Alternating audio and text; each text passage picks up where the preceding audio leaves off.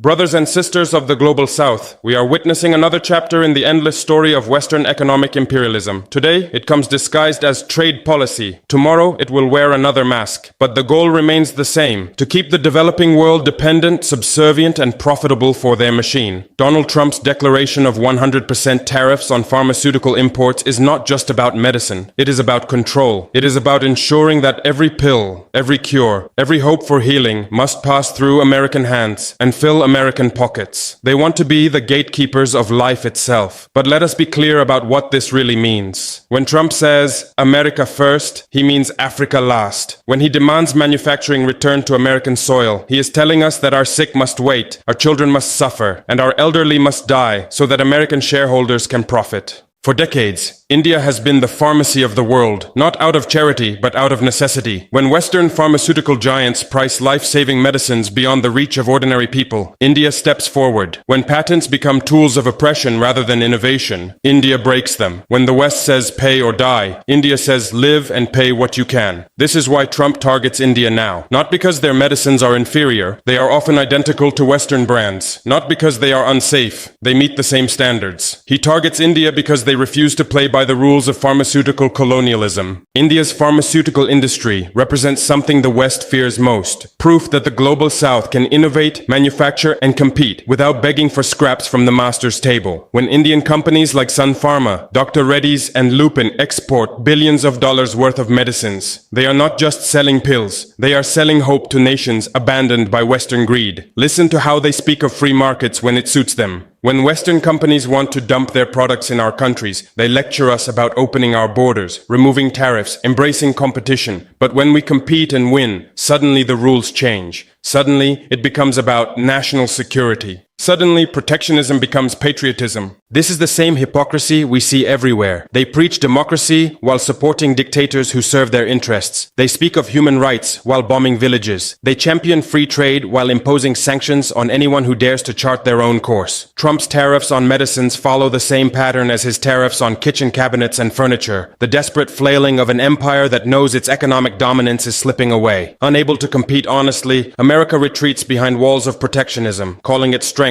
when it is actually weakness. This moment presents Africa with a choice that will define our future for generations. Do we continue to accept whatever crumbs the West offers us, or do we build our own alternatives? For too long, African nations have been mere spectators in global trade disputes. We watch as India and America fight over pharmaceutical markets while our people die from treatable diseases. We observe as China and the West compete for influence while our resources are extracted and our sovereignty is auctioned to the highest bidder. But this pharmaceutical war offers us an opportunity to declare our independence from Western medical colonialism. I propose that we, the nations of Africa, stand with India in this critical moment, not as junior partners begging for favors, but as equals demanding our right to affordable healthcare for our people. Burkina Faso will lead by example. We will negotiate preferential trade agreements with Indian pharmaceutical companies. We will offer reduced tariffs, not zero, because we are not a charity, but fair rates that reflect our genuine partnership. We will provide Indian companies with secure access to African markets while ensuring that life-saving medicines reach our people at prices they can afford. But this is not just about importing medicines. We must think bigger, bolder. We will invite Indian pharmaceutical companies to establish manufacturing facilities in Africa, not to exploit our cheap labor, but to transfer technology, train our scientists, and build our own pharmaceutical industry. Imagine African-made medicines, produced with Indian technology, healing African bodies at African prices. Imagine our children not dying from preventable diseases because treatment costs more than their families earn in a year. Imagine our hospitals filled with medicines we made ourselves, free from the arbitrary pricing of Western pharmaceutical monopolies.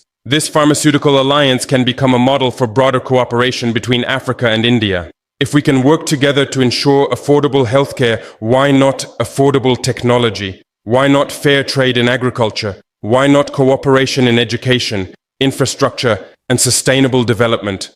The West has had centuries to prove that their system benefits everyone. Instead, we have seen only exploitation, extraction, and enrichment of the few at the expense of the many. It is time to try something different. South-South cooperation is not just an economic strategy, it is a declaration of independence. It says that we refuse to accept a world where geography determines destiny, where being born in the global South condemns you to a lifetime of struggle while others prosper from your suffering. Every day we delay, more of our people die from diseases that could be treated if medicines were affordable. Every month we hesitate. Western pharmaceutical companies tighten their grip on global health. Every year we wait for someone else to solve our problems. We become more dependent, more vulnerable, more expendable in their calculations. Trump's tariffs are not a crisis. They are a wake-up call. They remind us that depending on the mercy of others is not a sustainable strategy for survival. They show us that those who control the medicines control our lives, and those who control our lives control our destiny. Burkina Faso calls on every African nation to join us in this pharmaceutical revolution. Let us create an African pharmaceutical alliance that partners with India and other global South nations committed to affordable healthcare. We will pool our purchasing power to negotiate better prices. We will share research and development costs. We will build regional manufacturing hubs that can supply the entire continent. We will train a new generation of African pharmacologists, chemists, and medical researchers who work for African people, not Western profits. Most importantly, we will break the psychological chains that make us believe we are incapable of producing our own solutions to our own problems. We will prove that African hands can manufacture medicines as effectively as any others. We will demonstrate that African minds can innovate just as brilliantly as those in New York or London or Paris. This is not about hatred of the West. This is about love for our people. This is not about revenge for past exploitation. This is about preventing future exploitation. This is not about isolating ourselves from the world. This is about engaging with the world as equals, not as servants. India has shown us the way. Despite pressure,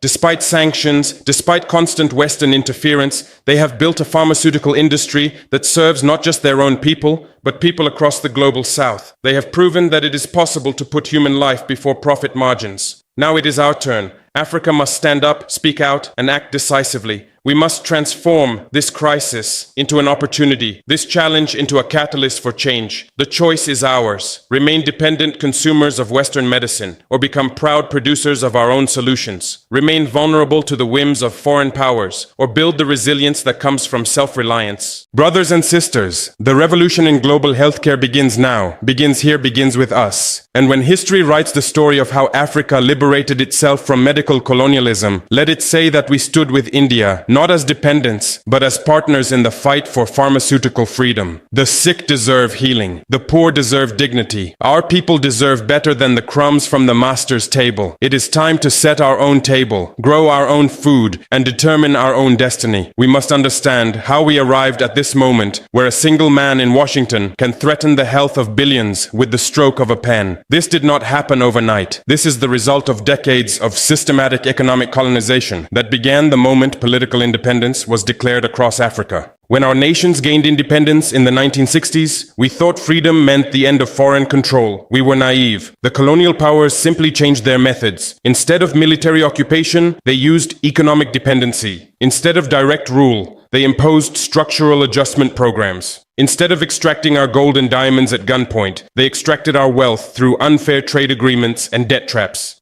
The pharmaceutical industry became one of their most effective weapons. They convinced us that only Western companies could produce quality medicines. They flooded our markets with expensive branded drugs while suppressing local production. They patented traditional remedies that our ancestors had used for centuries, then sold them back to us at inflated prices. This is why India's rise as a pharmaceutical powerhouse threatens them so deeply. India refused to accept that healing should be a privilege of the wealthy. When Western companies charge thousands of dollars for AIDS treatments, Indian companies produced the same medicines for hundreds. When cancer drugs were priced beyond reach, Indian manufacturers proved that life-saving treatment could be affordable without sacrificing quality. Look closely at how medical colonialism operates in Africa today. Western pharmaceutical companies conduct clinical trials on African patients, using our bodies to test their drugs. When successful treatments are developed, those same medicines become unaffordable for the very people who helped create them. They establish research centers in our universities, not to build our capacity, but to access our genetic diversity and traditional knowledge. They patent our indigenous plants and healing practices, then claim intellectual property over remedies our grandmothers knew by heart.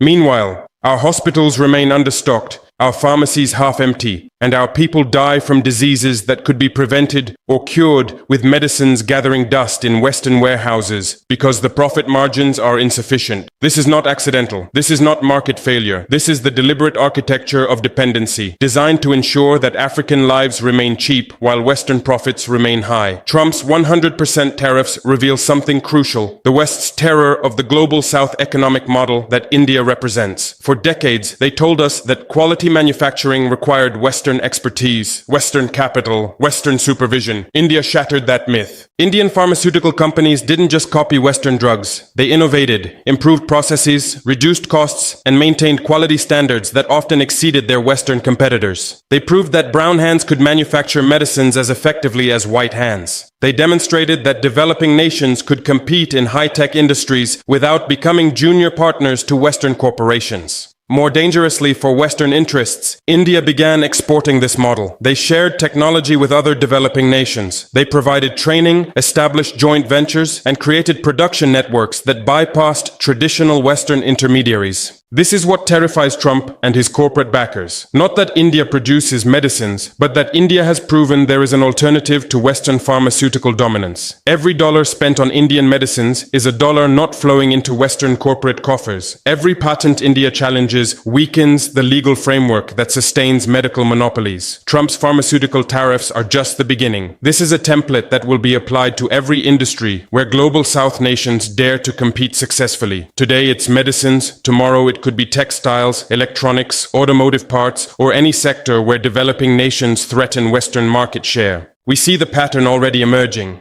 China faces tariffs on virtually everything they export. Indian IT services face visa restrictions. African agricultural products encounter arbitrary food safety barriers. Brazilian steel is subject to dumping allegations. The message is clear: compete with us at your own risk. But this defensive posture reveals weakness, not strength. Empires in their prime don't need protective tariffs. They dominate through superior technology, efficiency, and innovation. When Rome ruled the world, they didn't fear competition. They welcomed it because they knew they would win. Today's America builds walls because it knows it cannot compete fairly. This moment of Western protectionist panic creates unprecedented opportunities for Africa. As traditional trade routes are disrupted by tariff wars, alternative partnerships become more attractive. As Western markets close their doors, Southern markets must open theirs wider. Burkina Faso proposes a comprehensive Africa-India healthcare partnership that goes far beyond just importing medicines. We envision Phase 1, immediate relief,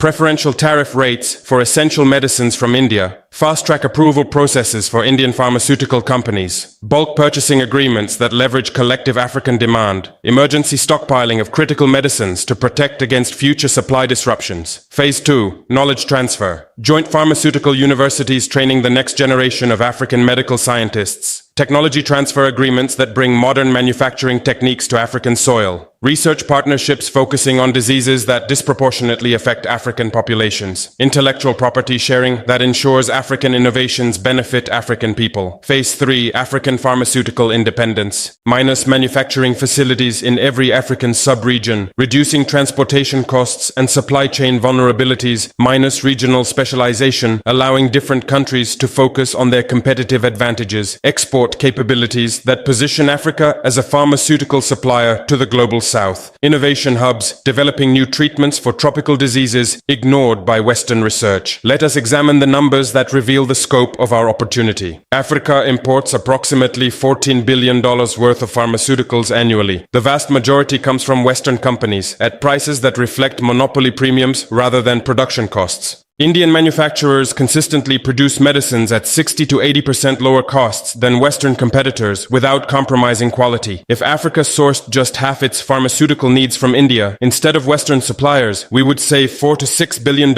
annually. Money that currently flows to shareholders in New York and London would remain in the global South, available for reinvestment in our own development. But the savings represent only the beginning. Those billions could fund medical schools training African doctors to treat African patients, research institutes developing treatments for African diseases, manufacturing facilities creating African jobs for African workers, healthcare infrastructure bringing treatment closer to African communities. This is not just import substitution. This is economic transformation. This is not just trade diversification. This is liberation from medical colonialism. Our pharmaceutical alliance with India sends a powerful message to the world. The era of unquestioned Western dominance is ending. When African nations stand together with Asian partners, we represent more than half of humanity. Our combined markets, resources, and human capital constitute a force that no empire can ignore. Western leaders understand this arithmetic. This is why they respond with such hysteria to every sign of South-South cooperation. They know that their prosperity has always depended on our division. They know that our unity threatens their supremacy, but our unity also offers them something valuable, a path to genuine partnership rather than exploitative dominance. When Africa and India work together as equals, we create models of international cooperation based on mutual benefit rather than zero-sum competition. The West can join this new paradigm as partners, or they can continue their doomed attempt to maintain hegemony through tariffs, sanctions, and military intimidation. The choice is theirs, but the outcome is inevitable. The future belongs to cooperation, not domination. Beyond economics and geopolitics lies a simple moral truth. Every human being deserves access to life-saving medicine, regardless of their geographical location or economic status. This principle is non-negotiable.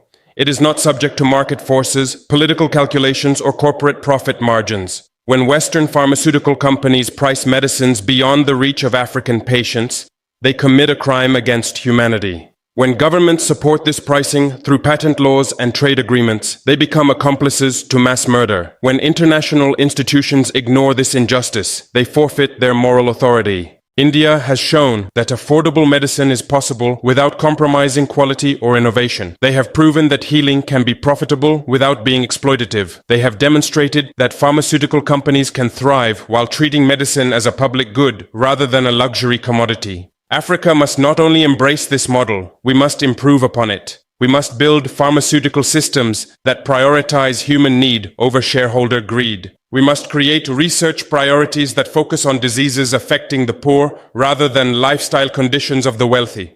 We must establish manufacturing networks that serve communities rather than corporations. The road ahead will not be easy. Western powers will not surrender their medical monopolies without a fight. They will use every tool at their disposal: economic pressure, political interference, media manipulation, and diplomatic isolation. They will question the safety of Indian medicines, despite decades of successful use. They will raise concerns about quality control while ignoring the deaths caused by their own price gouging. They will invoke intellectual property rights while stealing traditional knowledge from indigenous communities. We must be prepared for their resistance and stronger than their pressure. We must build alliances that cannot be broken by threats or inducements. We must create facts on the ground that cannot be undone by political changes in Washington or London. Most importantly, we must never forget why we fight. Every time they pressure us to abandon this path, we must remember the children who died because their families couldn't afford treatment. Every time they offer us concessions to remain dependent, we must remember the mothers who chose between medicine and food. Every time they question our resolve, we must remember that independence without healthcare sovereignty is no independence at all. History will judge us by our response to this moment. Future generations will ask whether we seized the opportunity to break free from medical colonialism or whether we remained comfortable in our chains. The choice before us is not merely economic or political, it is existential. Do we want to leave our children a world where their health depends on the mercy of foreign corporations, or do we want to build systems that treat healing as a human right? Burkina Faso chooses freedom. We choose partnership with India and all nations committed to affordable healthcare for all. We choose to build rather than beg, to innovate rather than imitate, to lead rather than follow. We call on every African leader, every healthcare worker, every parent who has watched a child suffer because treatment was too expensive. Join us. The pharmaceutical revolution begins now. Together, we will prove that another world is possible. Together, we will show that prosperity can be shared rather than hoarded. Together, we will build a future where no one dies from poverty when cures exist.